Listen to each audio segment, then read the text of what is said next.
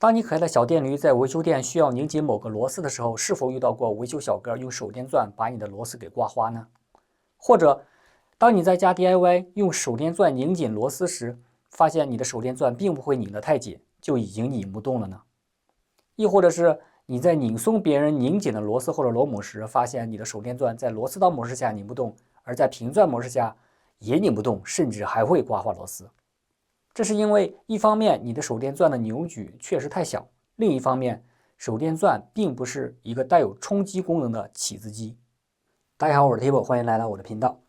那上几期呢，我们介绍了一下 Bosch 12V 系列里面的手电钻还有锤钻，就是它俩。这个是锤钻，这个是手电钻。如果没有看过的，赶紧去看一下。然后呢，这一期呢，我们主要介绍一下前面这两位。为什么呢？因为手电钻和锤钻呢，在一些软质材料上呢，拧紧或者拧松紧固件时呢，也会有优良的表现。软质材料上，或者是你不是特别需要你拧的特别紧的硬质材料上，你并不需要用特别的扭矩去特别的拧紧它们。但是你怕呢，就怕在我刚才说的那几个情况。这时候呢，手电钻就变得比较棘手，你需要一个更为趁手的兵器，就是冲击起子机或者冲击机扳手。那我们这一期呢，就介绍一下 Bosch 12V 里面的比较典型的两款吧，一个冲击起子机 JDR， 还有一个冲击扳手 JDS。那我刚才提到了几次冲击这个词，那这里的冲击是什么概念？或者与冲击钻的冲击有什么不同呢？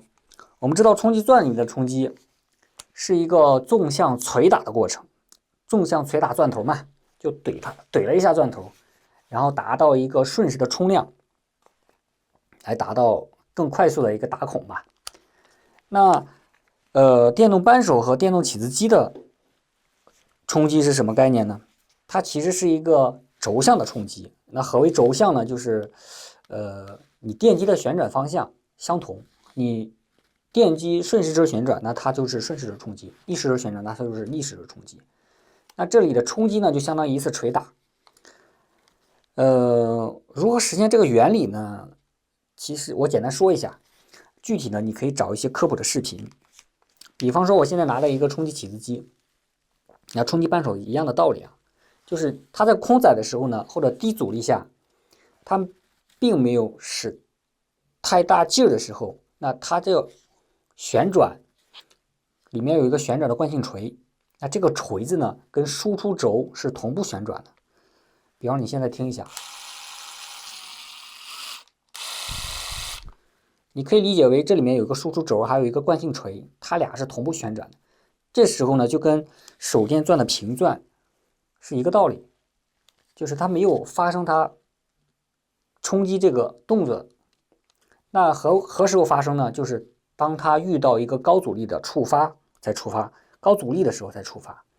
那这个旋转惯性锤呢，就不能同步与它这个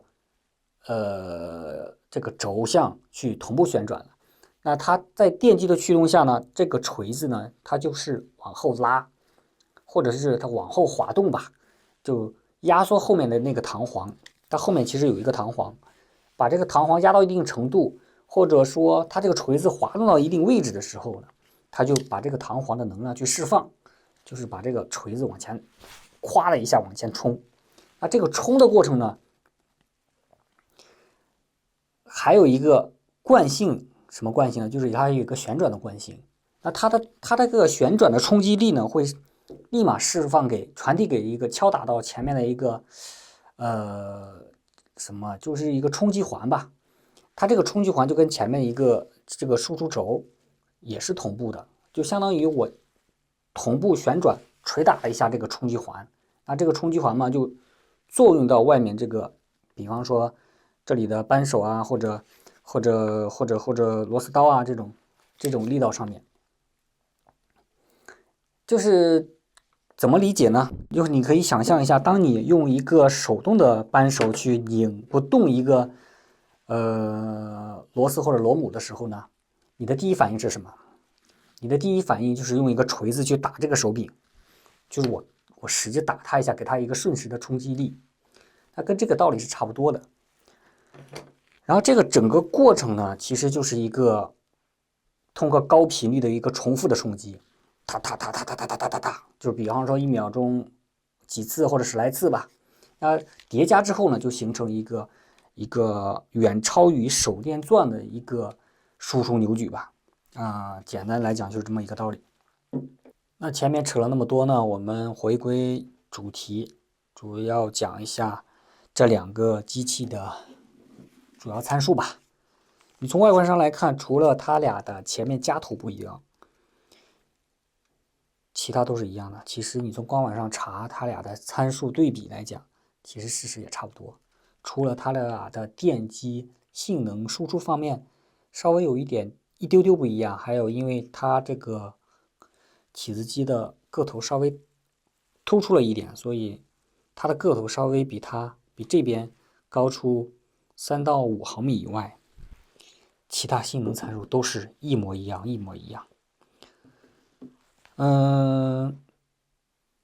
我们想讲劈头吧，因为这个劈头啊，因为它是攻击起子机嘛，所以它这个劈头采用的是很常见的这种1/4英寸的内六角驱动头，就是我们常见的这种非常常见的这种1/4的。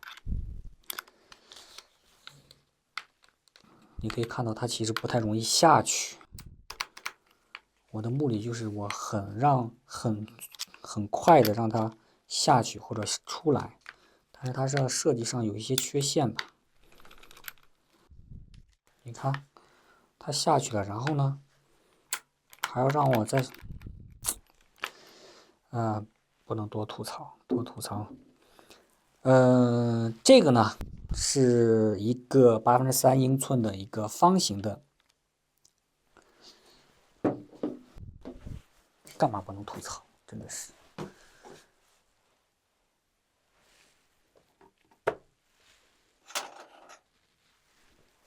OK， 跟这个比，其实我的目的应该所有的驱动，所有的夹头都应该像它这样。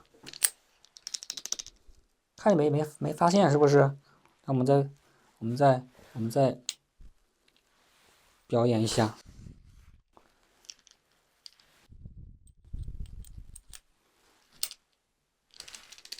是不是？所以我的目的其实，所以我为什么刚才说要吐槽，其实也是这个问题。它在安装和卸载的时候，其实可能是需要2个手去处理，比较麻烦。如果你转的工作时间比较长，你这个劈头可能会很烫，所以你要注意。最好还是呢，像这样一个手去搞定它。当然了，也有可能这是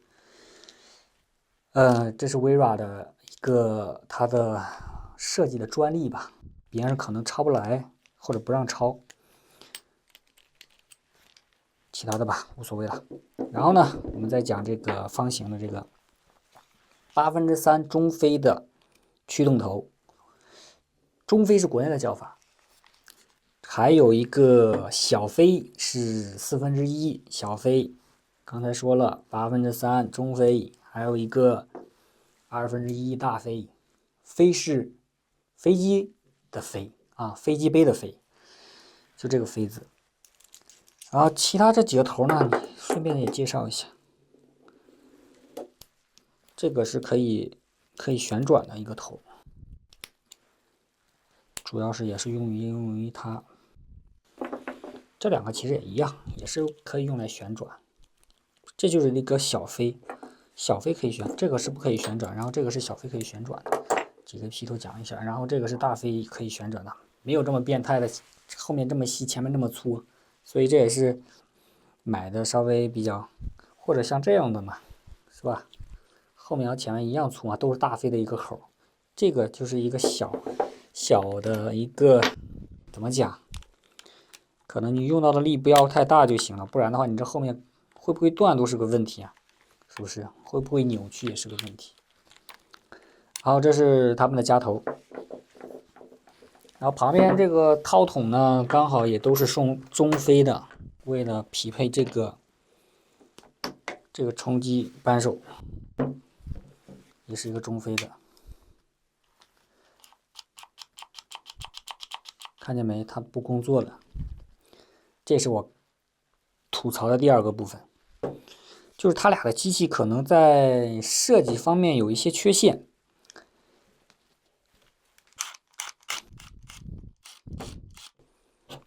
怎么缺陷呢？让你看一下。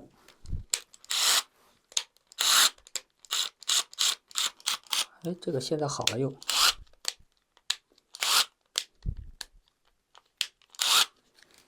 什么缺陷呢？就是我上次我这个扳手啊是非常新的一个，你看它又开始工作了，是不是？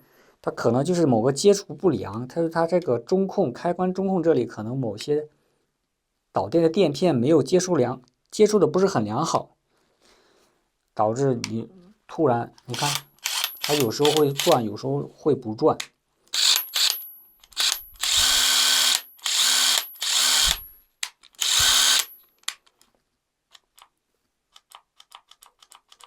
看见没？这个机器可是贼新的啊，没怎么用过。看又开始转了。OK， 两个吐槽点啊。然后这是P头，然后电机不一样，电机的扭矩不一样，因为这个电机的扭矩是最大是110牛米，这个是115牛米，所以两者有一个细微的差别。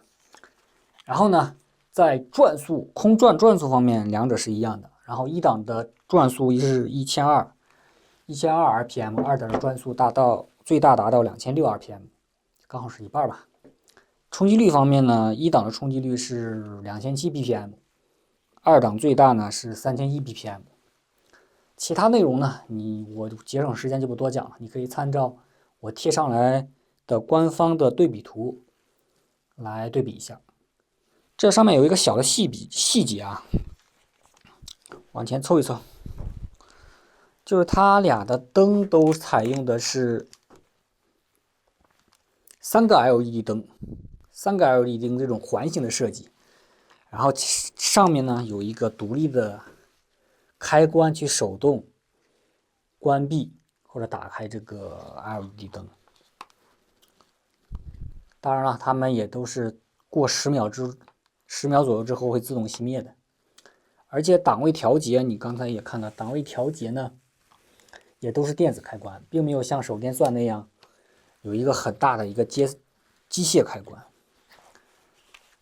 可能是因为整个电路和机械设计都比手电钻要复杂一点吧，所以它俩的价格呢也会比手电钻的价格要贵一点。因为价格高嘛，所以性能上而且还很相似。那你选哪一款取决于你的用途是什么。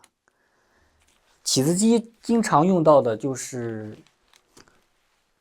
适用于木工还有家具组装的时候比较拧紧一些螺丝的任务啊。那电动扳手呢，就是比较汽车维修啊，或者机械维护或者建筑工地上比较需要拧紧和拧松的那种螺母螺栓这些任务。那这就是它俩的唯一一点的区别吧。当然你也可以像我刚才介绍这几个P头，它可以转换的嘛，对吧？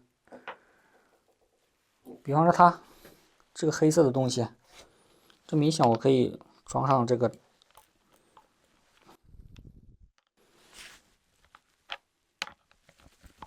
装不上去，我不信。装上它来用它呀，对不对？哎，你看见它都比刚才那个东西要强很多哎。哎，强不了多少去，强不了哪儿去，强不到哪儿去。对，但是你这样装的话，其实你的高度就，你看你又多出来这么长的一个东西，所以说呢，你选哪一款还是要慎重。然后你这个嘛，就是刚才我说的，你可以加一个这个玩意儿嘛，对吧？加一个这个玩意儿，那我就可以装这个套筒了呀。当然，同样的道理，因为你加了一个转换头，所以它的高度也就不太适合于比较紧凑的一些地方。高出了不少，大概5公分吧，对不对？这是它俩的比较。然后，如果它俩跟手电钻相比，那手电钻有什么不同呢？其实手电钻比较适合于比较软性结构，它因为它力度小嘛，对一些精密的任务或者材料比较敏感的地方比较合适。不应该拿这个，我应该拿这个，这个才像很正常的非冲击的一个起子机嘛，对吧？这两个比较一下哪个高？哇，它还高出了一点。它为什么要这么长？很奇怪。让我们试一下它能不能放进去。OK。哦，它要往下压。哎，它还可以。难道现在设计应该这样呢 ？OK， 它可以，它是可以的。但是它使劲压不下去啊。OK， 是吧？没有这个丝滑，看看再看一下这个有如何的丝滑。看到了啊，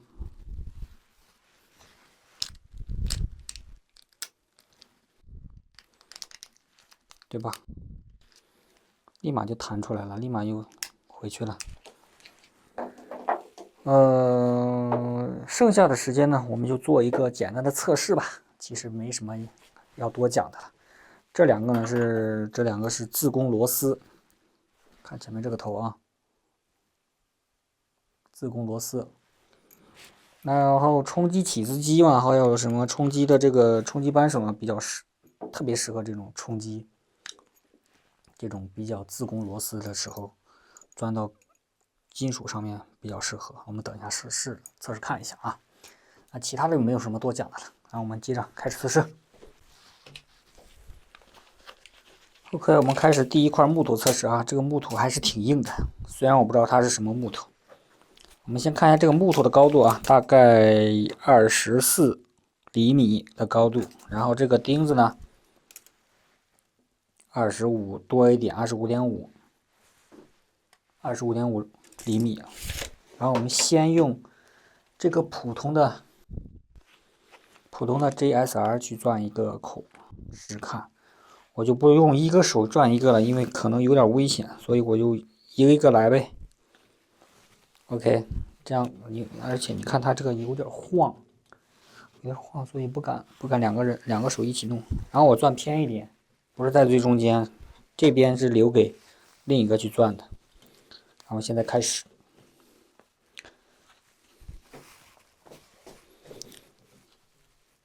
3、2、1，走。No， 停下来了，竟然就这样。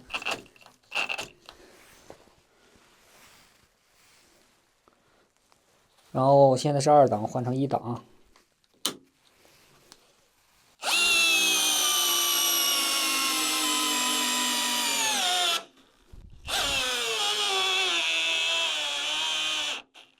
OK，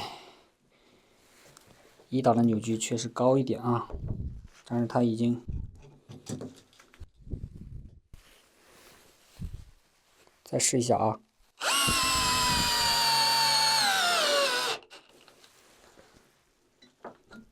3下到这里。那我们现在试这个，这点儿。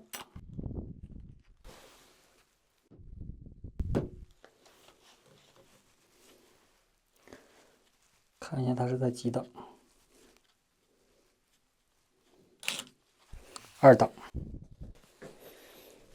OK， 让我们开始啊。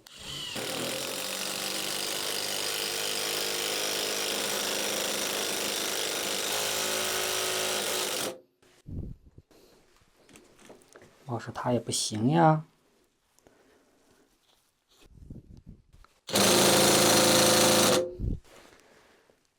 打脸了是不是？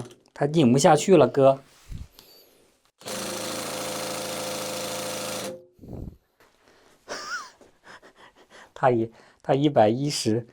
它110牛米的扭矩抵不上35牛米的手电钻。解释了这么多，竟然打脸了。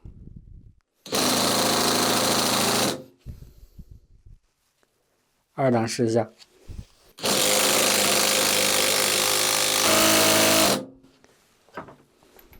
拧不动了？难道这里比较硬吗？我再用这个试一下，看能不能拧到这个高度啊。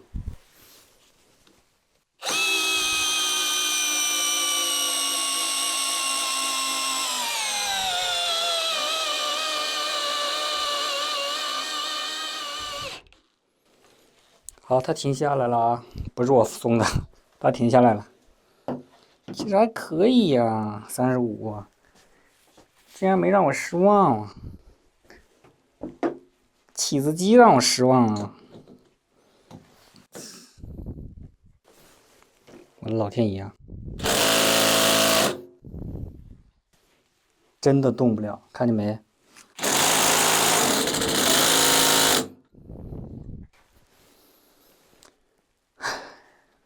没法说。OK， 现在我不用我多说，你看一下啊，这是2个螺母，我们就直接看测试一下嘛，主要是拧紧的程度。大家看一下，这次会不会翻车呢？我们现在对，来试一下啊。这个主要是用的是平钻模式，它劲儿比较大，所以刚才差点把我胳膊肘给拐了嘛。然后它可能一下子就拧紧了，但是我不敢保证拧的有多紧。我们再试，这样看一下啊。哇啦啦！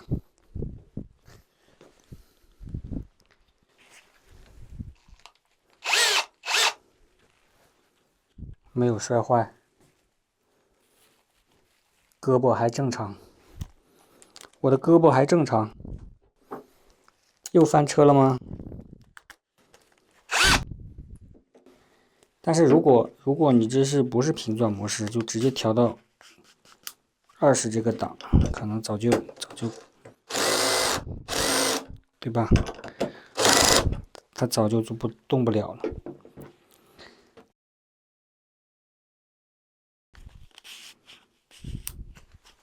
再试一下。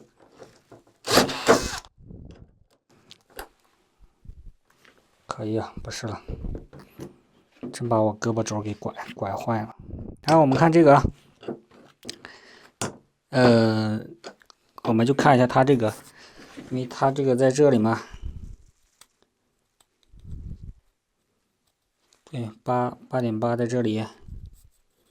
这样我们看一下还能不能往前进，对不对？前进不了，那说明它这个真的是，试一下。哦，它宕机了，翻车第2步，翻车第2步，我还就不关了，我操！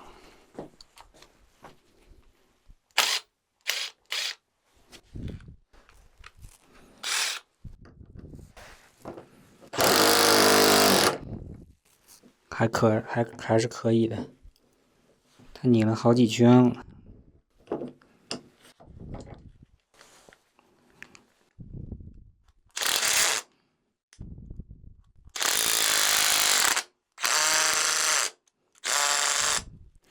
拧的太下面了，所以它拧不动了，它吃不紧了，所以没办法。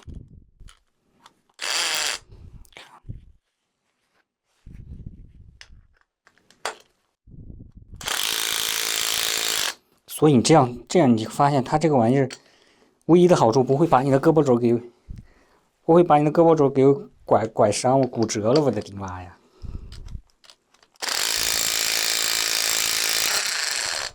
好，它也靠进去的。啊，这是木头啊，这是拧紧螺丝螺母的。然后我们最后一项啊，用这个钢棍儿，这个钢棍儿挺粗的啊，这里面还蛮粗的。用这个钢棍，用这个自贡螺丝把这个钢棍打个洞出来，然后我们再试一下。自贡螺丝刚才那个长的不敢用，因为那个长的很容易晃，所以我们就用这个短的。这个短的应该也可以，对，把这个去掉，应该也可以钻透。这个长的是有点晃的，所以我就不用了。看它晃成个什么了？又不是我拿的套筒大一圈，那刚好这套筒刚刚好，但是它这个晃的，我就没法说。这个也还好，但是它短，所以我先把这2个电圈弄下来。OK， 我们开始了啊。把那个塑料电圈拿出来了，然后我们这个先开始，还是我们的手电钻开始，这应该不晃了啊，都给我夹紧了。OK， 我们现在是1档。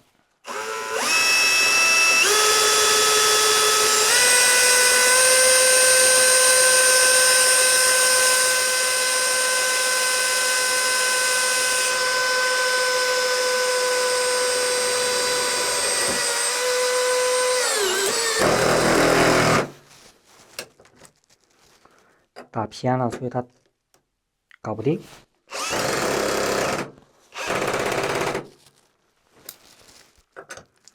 它打偏了，我又。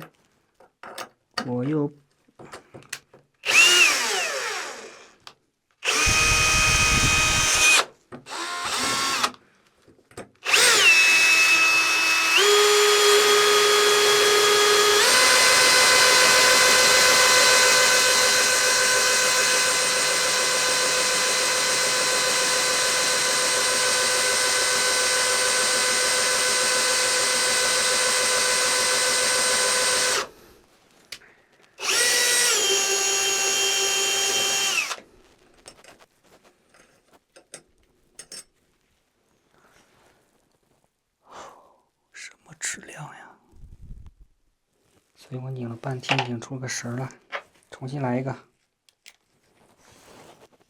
这样不要打偏。开始。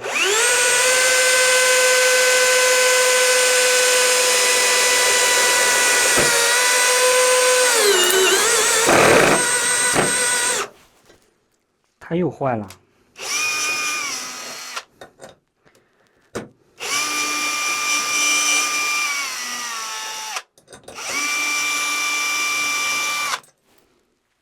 我天，什么情况？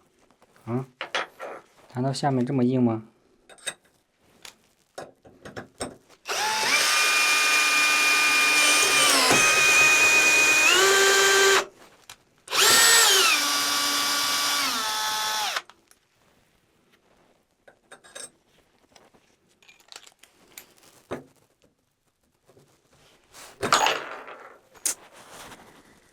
稍等，我再拿2个小的。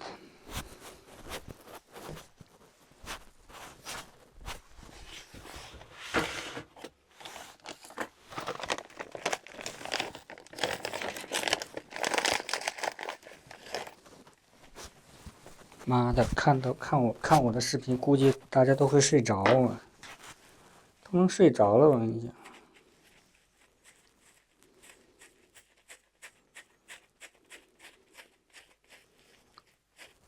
然后这2个我就不再看了啊，然后我开始用这个看一下，等一下，到时候视频剪辑的时候可以那个啥嘛，对吧？又碰击了，我就服死了，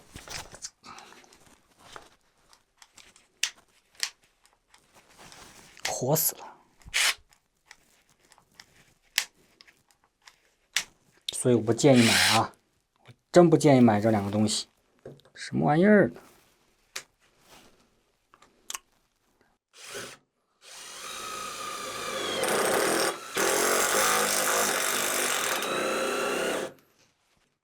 看见没？确实快啊！不行，再来一个。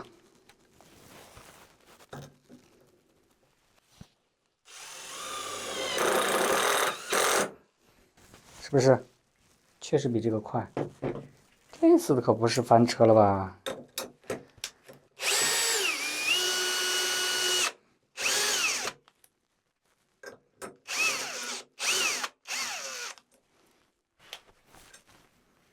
而且还是好的，还是好的，那为什么不转呢？接着转呀！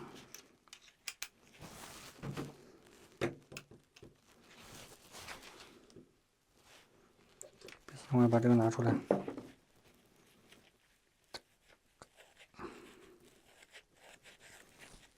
看我的视频会睡着啊，大哥。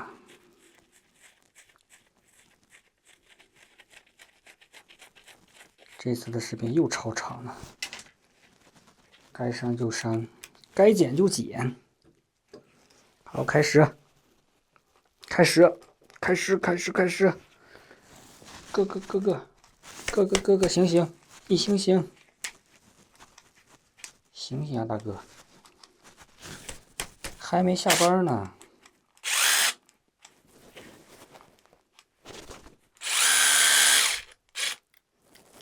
还没下班呢，再坚持一下。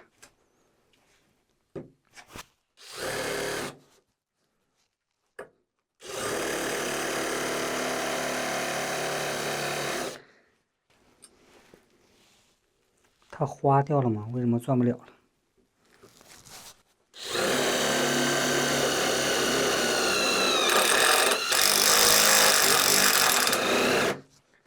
确实花掉了。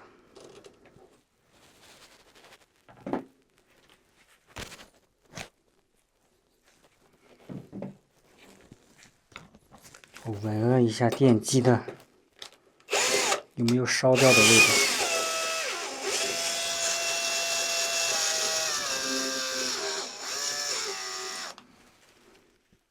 断掉了。今天的视频就到这里，谢谢大家观看。